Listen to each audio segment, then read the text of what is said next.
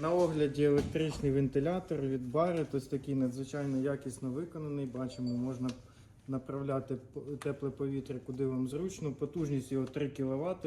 Не дивлячись на те, що він такий достатньо невеликий, тут керамічний тен, в нього дуже високий КПД. Два режими є, вірніше навіть 3 режими. Просто вентилятор наполовину в тепло включається і повністю також регулюється температура.